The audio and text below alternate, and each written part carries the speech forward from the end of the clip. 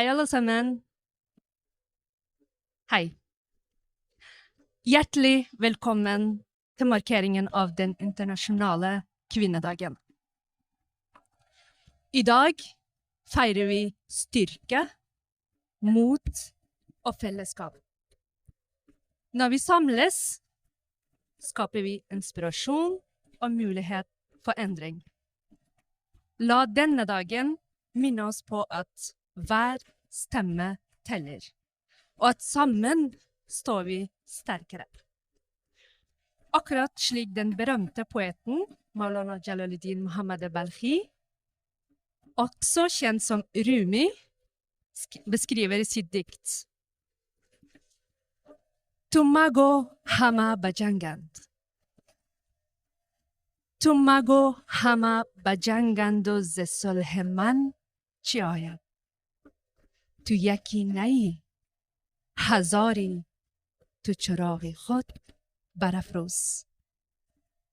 Even if the world is full of conflicts, one woman and men, choosing peace and light still matters. Gratulerer med kvinnedagen. I dag er jeg konferansier sammen med Umijan Esrabi, og vi skal holde resten av programmet sammen.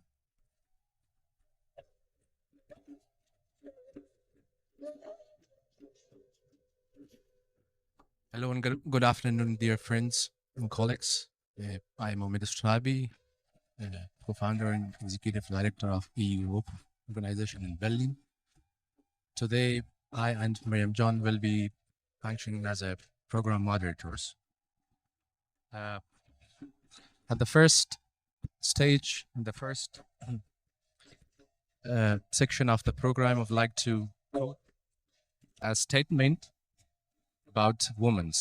This program is being held in an honor of the 8th March International Women's Day by AWGM, African Women Justice Movement and Dialogue Hub for Common Ground. A woman is the full circle. Within her is the power to create, nurture, and transform. Yana Mary Child. Ladies and gentlemen, we welcome to our program in celebration of International Women's Day today, March 7th. We hold this event a day earlier to accommodate guests and colleagues we could not attend on Sunday, 8th March.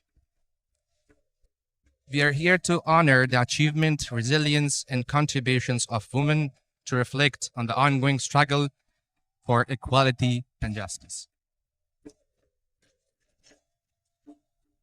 I would friendly thank for joining.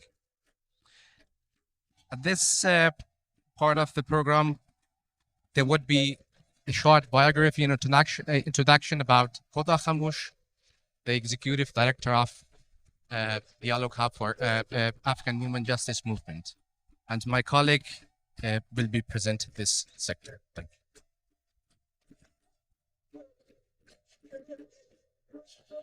Hoda Khamoush.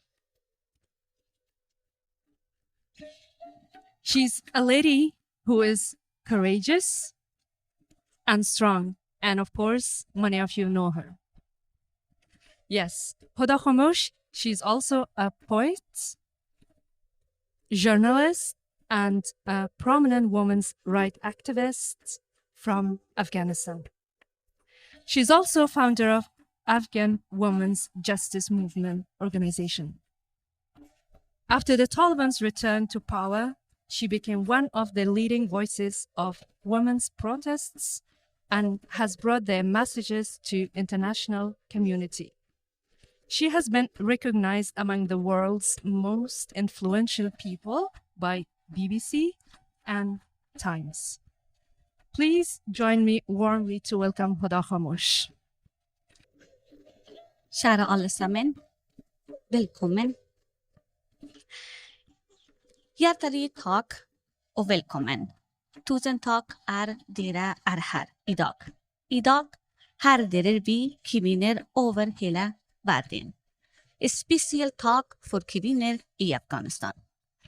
Mitt navn er Huda, og grunnleggende av Afghan Women Justice Movement. Kvinner som kjemper og ofrer så mye for verdighet, rettigheter og rettferdighet, selv og de vanskelige tider.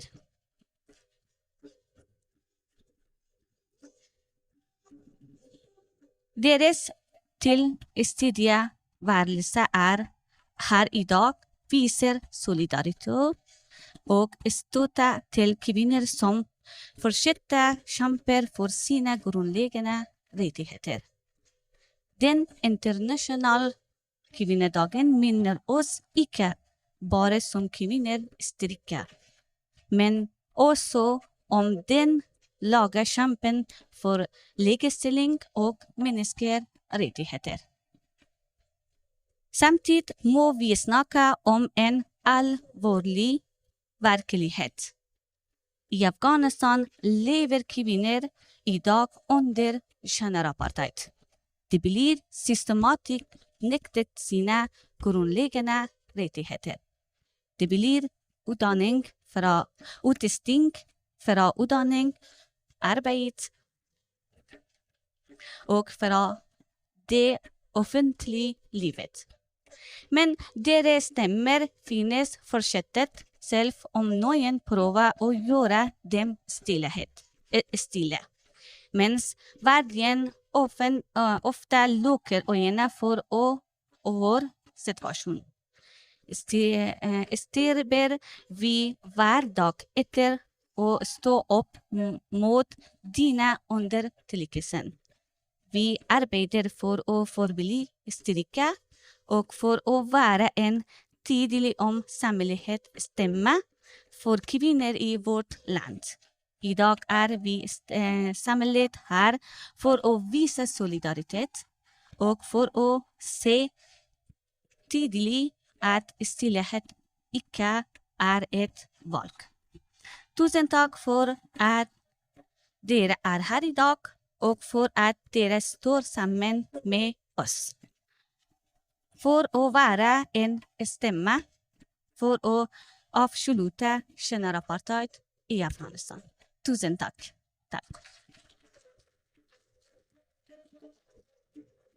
Hvis jeg snakker litt feil, det går bra. Takk.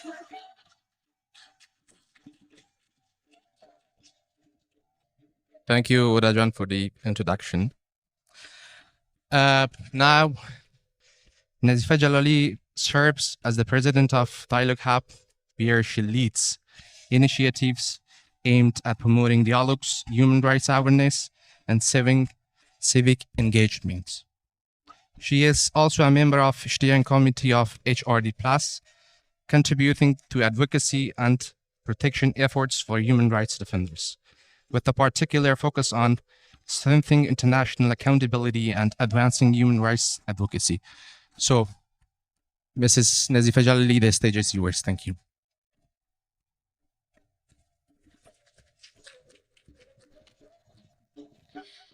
Damer og herrer, tusen takk for at dere er her i dag. Jeg vil snakke på engelsk fordi våre gjester har kommet fra ulike land. Men vær trygg, hvis jeg en gang ønsker å dele en hemmelighet, vil jeg bytte til norsk. But it should be secret.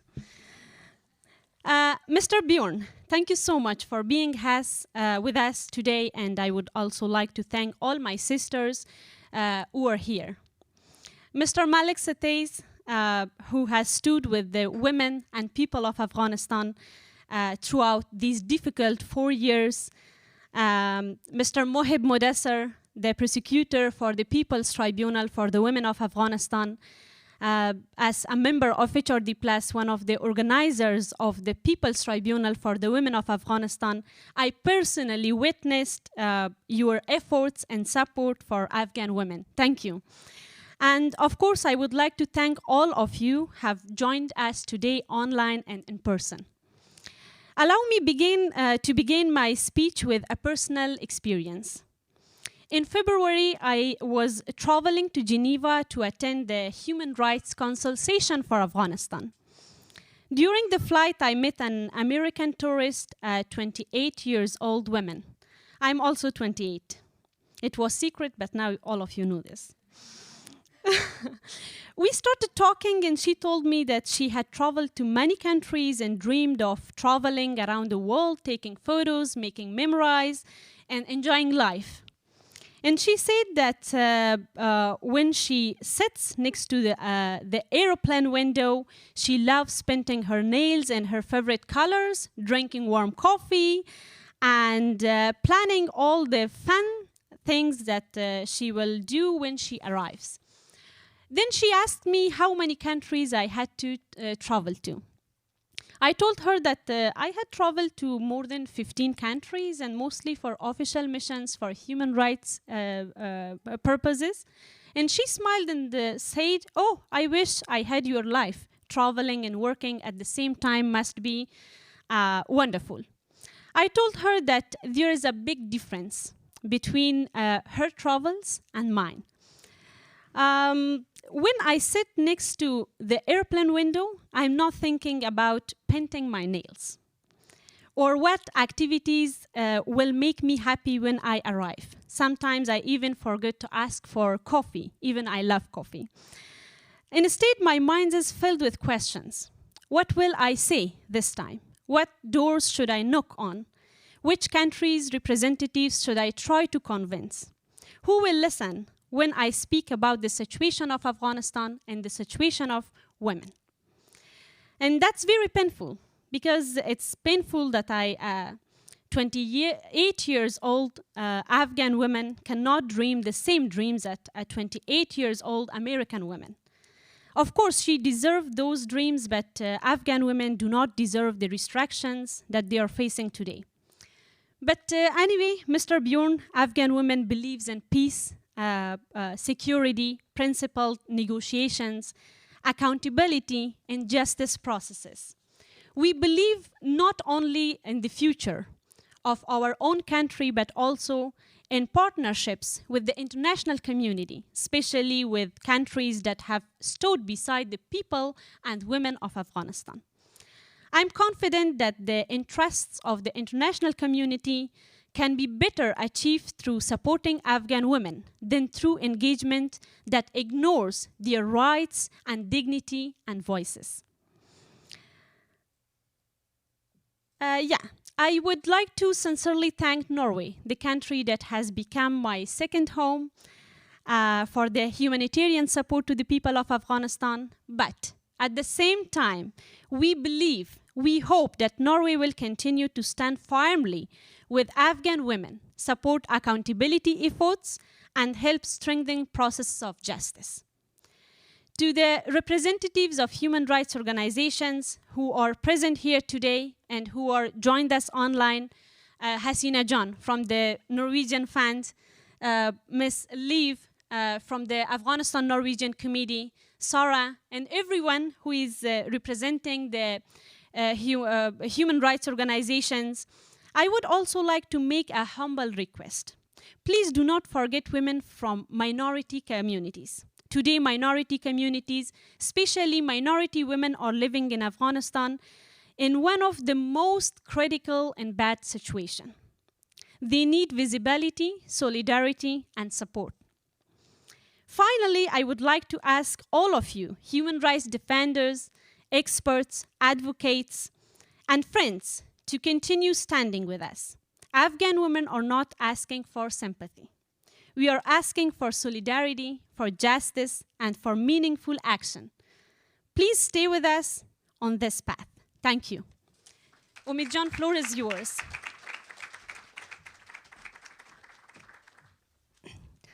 Thank you, Nazifa John and Hoda John, for a beautiful speech. Now, I would like to invite someone special today with us, Bjorn Staurseth Jansen. He is a Norwegian diplomat who has been part of Norwegian service since Norwegian Foreign Service since 1997. He holds a master's degree and served as ambassador to Manila since 2018. He became deputy director at the Ministry of Foreign Affairs in 2007 and director of a department in 2008. Since 2016, he has worked as a senior advisor at the Ministry of Foreign Affairs, where he has, among other things, been involved in the peace process in Colombia.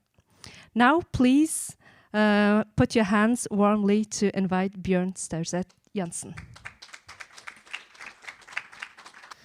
Thank you very much for inviting me to join you today. It is a privilege to be here and to be among so many dedicated advocates, experts, and friends of Afghan women.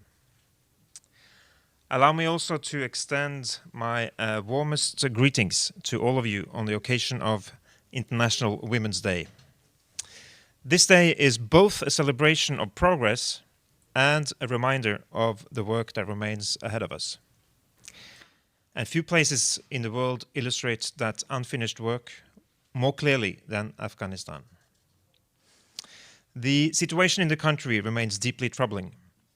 The Afghan people today face multiple overlapping crises: economic hardship, food insecurity, drought, and the systematic erosion of basic human rights.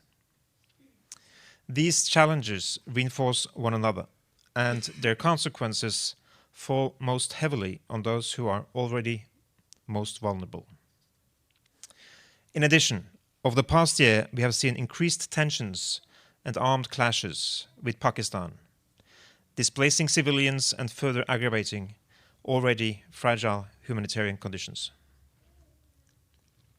As mentioned by the previous speakers, for Afghan women and girls, the situation is particularly severe. Since 2021, they have been progressively pushed out of public life. Access to education, employment, mobility, and public participation has been curtailed to an extent that has few parallels in the world today. Reports from Afghan and international women's rights organizations, many supported by Norway, document how these restrictions affect every aspect of daily life. Women face the loss of livelihoods, increased vulnerability to violence, exclusion from decision-making, and growing barriers to health services, including reproductive care. And yet, despite these pressures, Afghan women continue to organize, to advocate, to document abuses, and to support their communities, both inside Afghanistan and abroad. Their courage and perseverance remain a source of inspiration, and they are essential to the country's future. Now, allow me to briefly outline Norway's engagement. We provide no direct support to the de facto authorities, but we remain strongly committed to supporting the Afghan people. A central objective of our support is to assist Afghan women and local communities sustain their resilience and continue asserting their rights. Through flexible support to 16 Afghan organizations and networks, nearly 5,000 people, 3,200 of them women, received legal assistance, psychosocial support, training, and help documenting human rights violations. Some of these organizations report tangible progress, women challenging discriminatory practices, bringing complaints forward, and strengthening local accountability. Through our partnership with UN Women, more than 200 Afghan women's organizations received financial and technical support. Services for survivors of violence expanded to 67 service points and a nationwide hotline. And over 8,000 women gained vocational training, and nearly 5,000 jobs for women were created in cooperation with the private sector.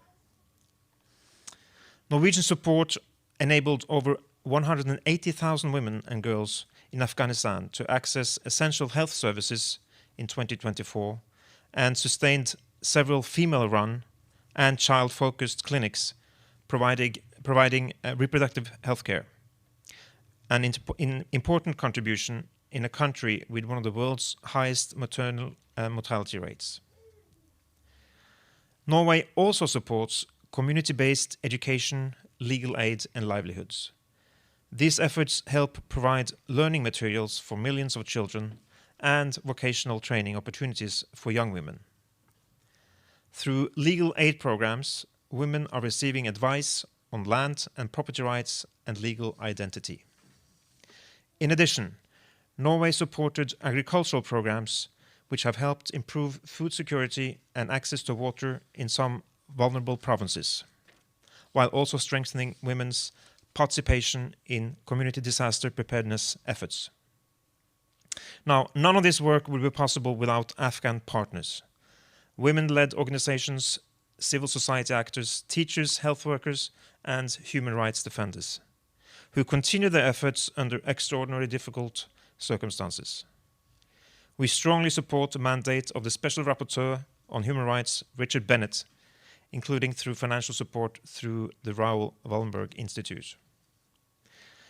Norway also maintains channels of communication with those who currently hold power in Afghanistan in order to address humanitarian concerns and raise issues such as human rights and women's participation. The human rights situation for Afghan women and girls is part of every conversation Norway has with representatives for the de facto authorities. Norway will continue to engage with them and directly communicate concerns with those in power. Some criticize us, saying that dialogue is not leading anywhere and that the Taliban should be isolated.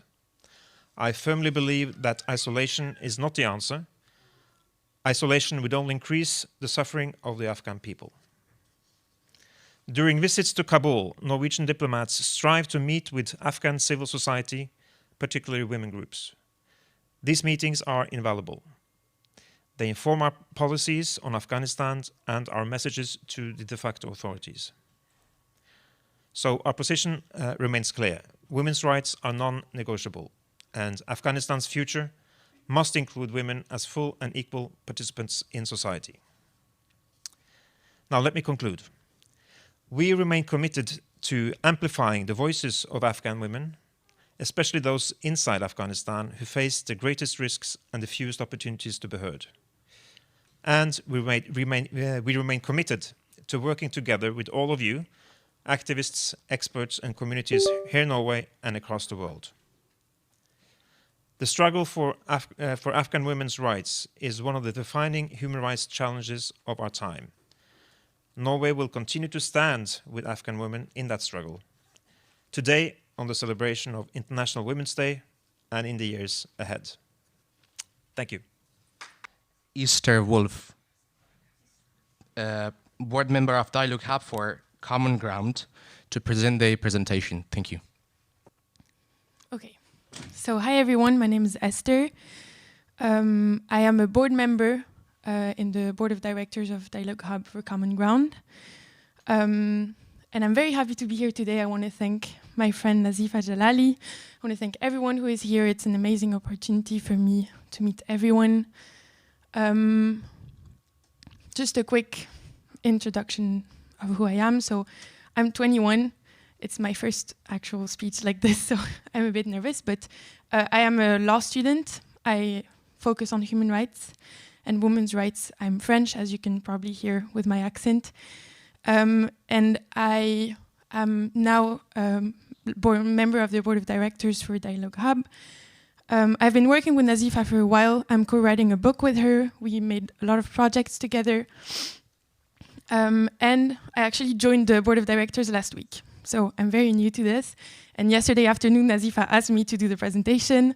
But my mom always says, if you know your topic, you should be able to present it to 100 people. So this is what I'm doing today. So let's dive into it. So this is a quick agenda. The presentation is shorter than it appears, don't worry. I'm going to start talking about who Dialogue Hub is. Yeah. So Dialogue Hub in a few words. So we have over 2,000 members in Afghanistan, 60 in Norway, and 300 in Europe. It focuses on women, youth, and minorities, and it is organized in 34 committees in Afghanistan. in different regions, different cities, and they work with different people. The main vision, I think that's the main takeaway of this presentation, is that we focus on empowering minorities, women and youth to have active decision-making, to live in dignity, and we also focus on community resilience. So the story of Dialogue Hub, it was created in 2016, and it started with programs for empowering women, youth and minorities economically. It also worked to support women with disabilities, as well as education programs to counter extremism, and dialogue between educated religious scholars and tribal elders. You can actually see Nazifa, who just spoke with you on those photos. How do we? Can we go to the next slide, please?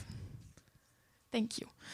So as you all know, in 2021, the Taliban came back to power in Afghanistan, and they burned down the Zabul office, and they forced the main office in Kabul to close. This is one of the very hard photos to watch, but they were able to relocate in Norway and to produce online workshops, secret schools, to reactivate committees, which is, I think, a beautiful proof of resilience, and which is something that we all are here today to celebrate as well. And now I'm going to talk about the activities of Dialogue Hub today. So they mainly focus on 4 areas: advocacy, awareness, support, and documenting human rights violations. So in terms of advocacy, Dialogue Hub mainly focuses on accountability, recognition of gender apartheid, which we mentioned many times, and principle negotiations. It also does activities for awareness, such as producing short films, making exhibitions, and it also supports people inside and outside of Afghanistan through online businesses, psychosocial support programs, and digital security trainings. Finally, very importantly, it documents human rights violations. This is, I think this is so important, and it has documented over 120 cases, which is an amazing, amazing work. And it shares its findings with different stakeholders. Next slide, please. Thank you. So I'll conclude with what's next. So we hope to enhance the evidence-based research, to continue documenting cases, as many cases as possible, because this is how we give voices to what is happening. We also hope to produce some documentary storytelling and to strengthen the advocacy. And you are all here today to help us achieve this. So thank you very much. That's it. Thank you.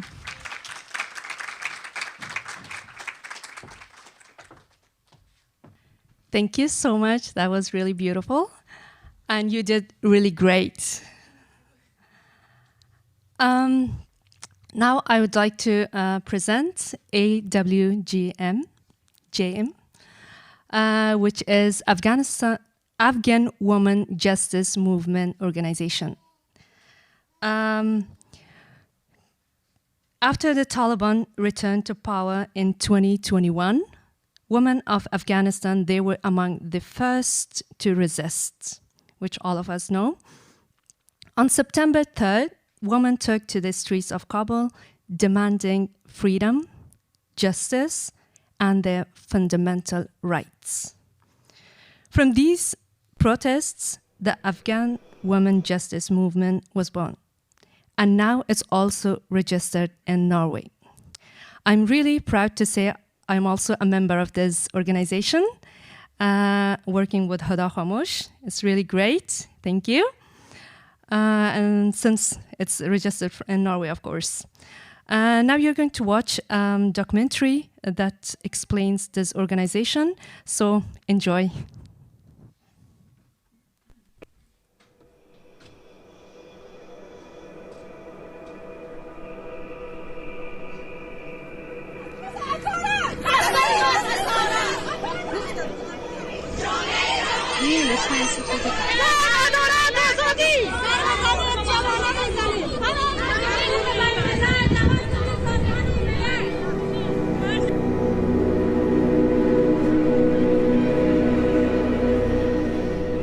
It all began with a resounding no. No to exclusion, no to silence. The women's justice movement was born in the streets, where standing was a crime and screaming had a cost.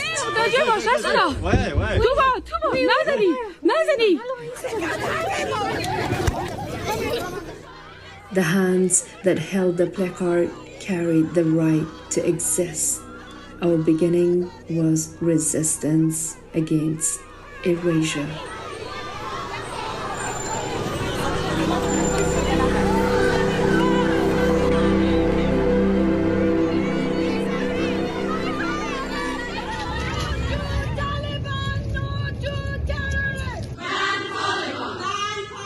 The voice of millions of girls from Afghanistan who asked for... When the narrative of Afghan women was traded at political tables, we did not stay silent.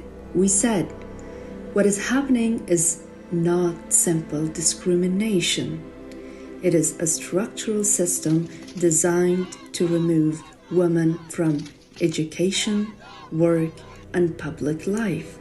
Its name is clear: gender apartheid. And we call it exactly what it is. آپارتاید جنسیتی در افغانستان شروع میکنم.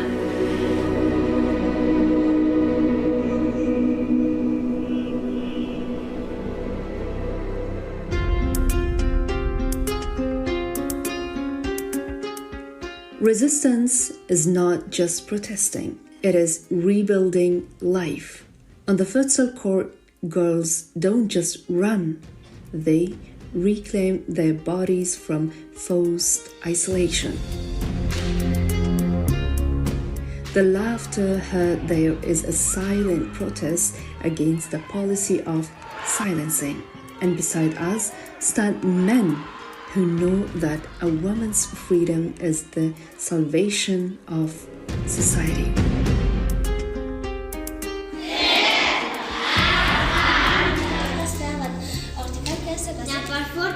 Underground classes, the bastion of knowledge.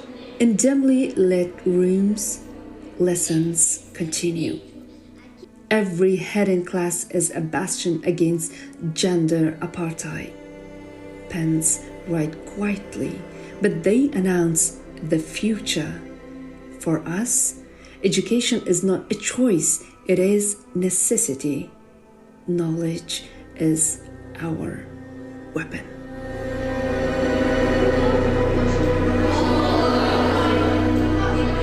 We are catching a train at 3:30.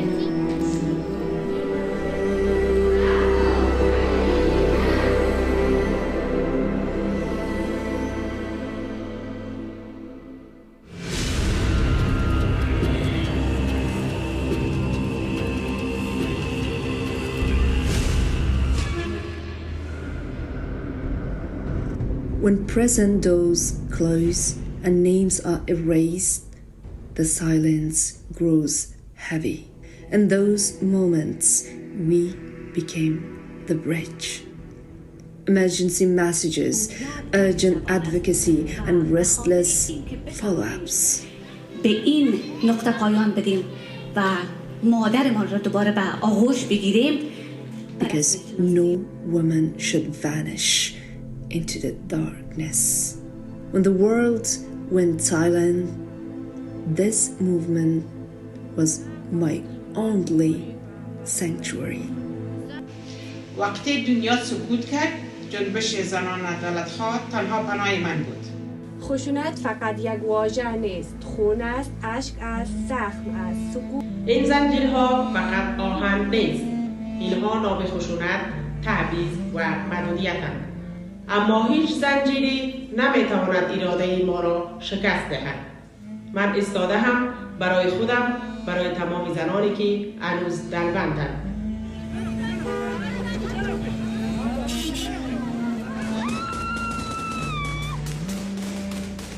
Oppression does not only wound the body, it scars the soul. We gather to transform pain into power. Healing the mind is the first step to standing again. Identity and art, cultural resistance. Identity cannot be erased. With every stitch, we sew our history. Our art is not just art, it is a manifesto against forgetting.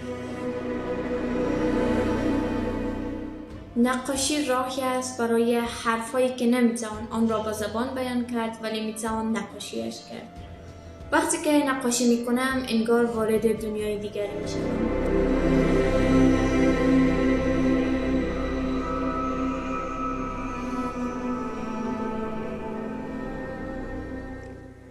The right to health is not a privilege. It is fundamental human right. In the harshest conditions, we remain in the field to preserve human dignity, building the future beyond today.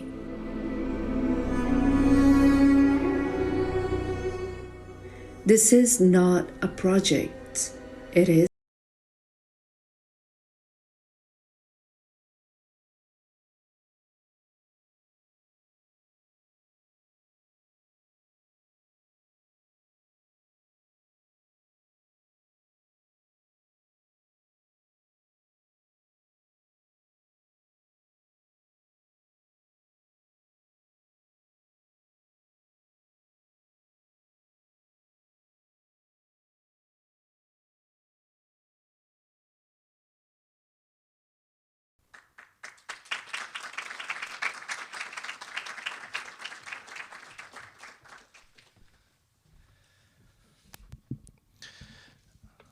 was an admiring and a wonderful documentary.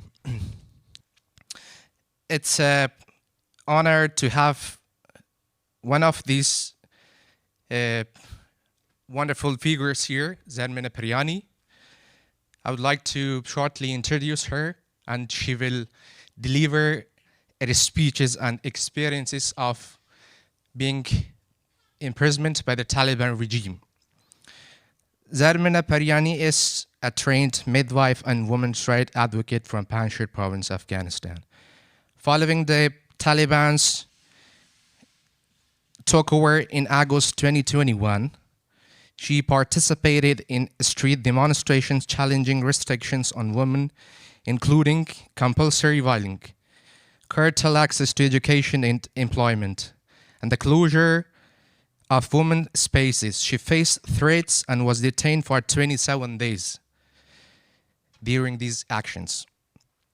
After leaving Afghanistan, Zarmina and her sister sustained their advocacy in Germany, including a hunger strike to galvanize international attention to the Taliban's discriminatory policies against women. She also appeared as a witness at the People's Tribunal in Madrid, providing testimony on the conditions endured by Afghan women and the systematic violation of their rights.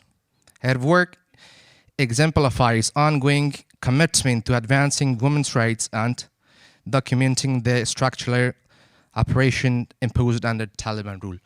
So now I would call upon Zarmina Periani to come to stage and deliver her speeches. Thank you. Hello everyone. سلام به همه. خوشحالم که امروز اینجا هستم.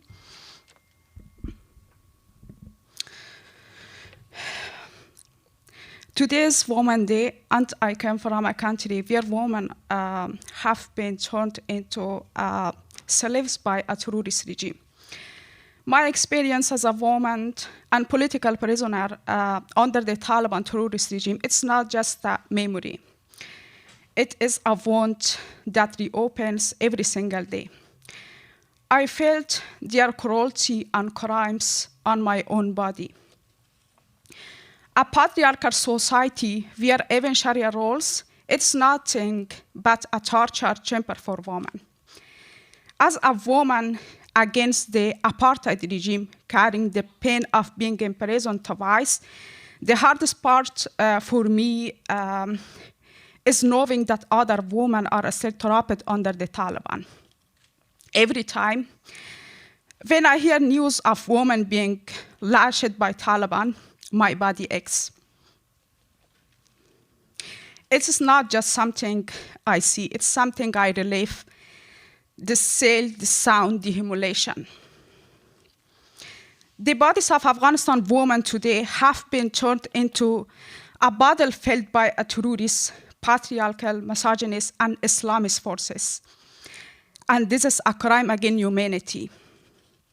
The Taliban have officially codified in their new law the practice of allowing male family members to torture women. Racial apartheid was one the law, but today is a crime. Today in Afghanistan, gender apartheid is according to Islamic law under the license of Sharia, and this law must be recognized as a crime. We want gender apartheid in Afghanistan to not remain confined to reports, and for this systematic crime to be truly recognized, so that one day violence, deprivation, and oppression against Afghanistan women are recognized as a crime. Justice, equality, freedom for all women in the world. And I'm grateful to every person who believes in equality. Thank you. There's also a message from Mr. Richard Bennett on the occasion of the International Women's Day. I would kindly request the technical team to play the message. Thank you.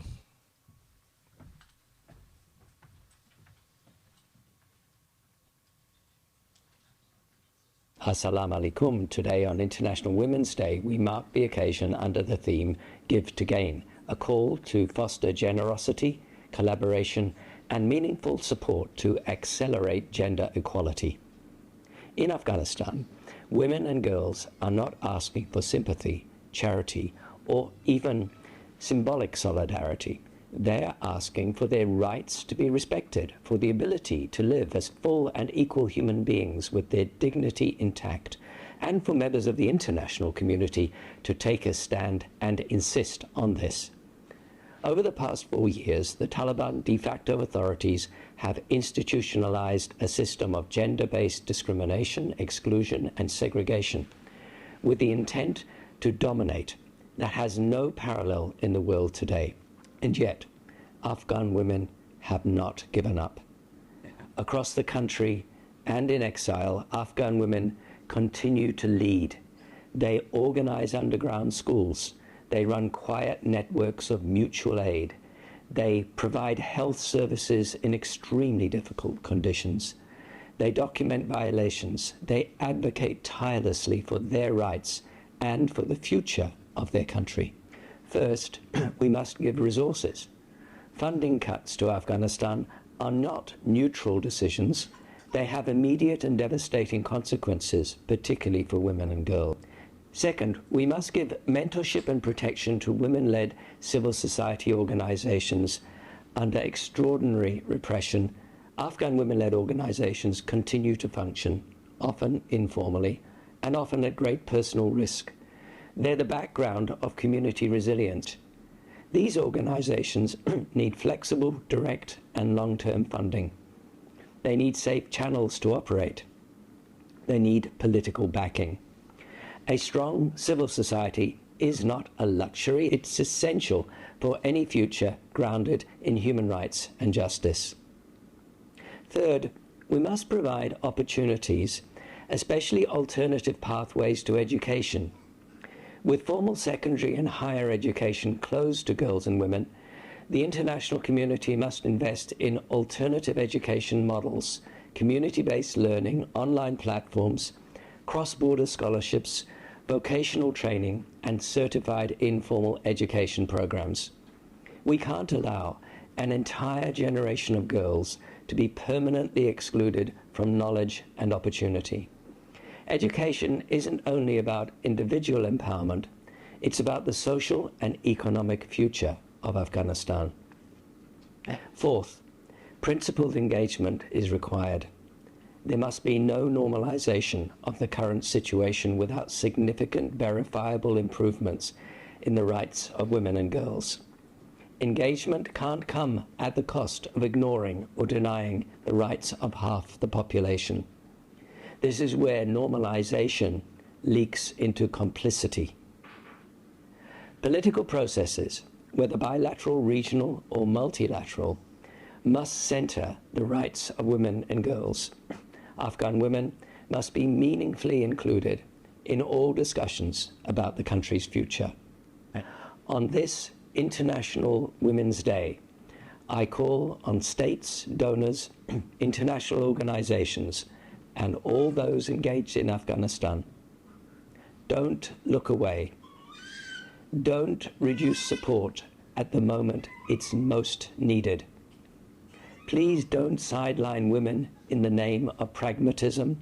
Instead, give resources, give mentorship, give opportunities, give political backing, and in doing so, we'll all gain a stronger civil society, a more just society, and the possibility of a future in Afghanistan where women and girls can once again live in freedom and dignity. Afghan women have shown extraordinary courage. It's now time for the international community to show equal resolve. Tashakkur, I thank you.